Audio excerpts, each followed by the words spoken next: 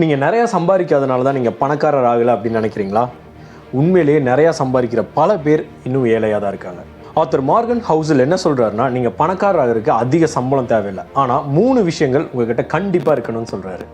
முதல், தேவைக்கு செலவு செய்யுங்க. 1 லட்சம் ரூபா சம்பாதிச்சு 1 லட்சத்தையும் செலவு செஞ்சால் நீங்கள் கண்டிப்பாக பணக்காரர் ஆக மாட்டீங்க. உங்கள் தேவை என்னன்னு தெரிஞ்சு உங்கள் தேவைக்காக செலவுகளை செய்யுங்க.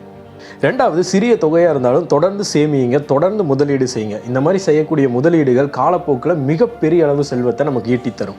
3வது, பொறுமையாக இருங்க. பணம் ஓவர் நைட்டில் பெருகாது. காம்பவுண்ட் இன்ட்ரெஸ்ட்டுக்கு கொஞ்சம் டைம் கொடுங்க. அது மெதுவாக தான் வேலை செய்யும், ஆனால் மாற்றம் அசாதாரணமானதாக இருக்கும். பணம் சம்பாதிக்கிறது ஒரு திறமை தான், ஆனால் அதை தக்க வச்சுக்கிறதும் அதை பெருக்கிறதும் நம்மளுடைய மனப்பான்மை.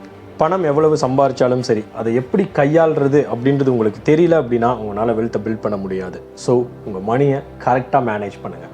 உங்களுக்கு புத்தகம் வாசிக்கிற பழக்கம் இருந்தது அப்படின்னா த சைக்காலஜி ஆஃப் மணி அப்படின்ற புத்தகத்தை ஒரு முறை வாசித்து பாருங்கள். கண்டிப்பாக ஒரு பெரிய மாற்றத்தை இது உங்கள் வாழ்க்கையில் ஏற்படுத்தும். முயற்சி பண்ணி பாருங்கள். நன்றி, வணக்கம்.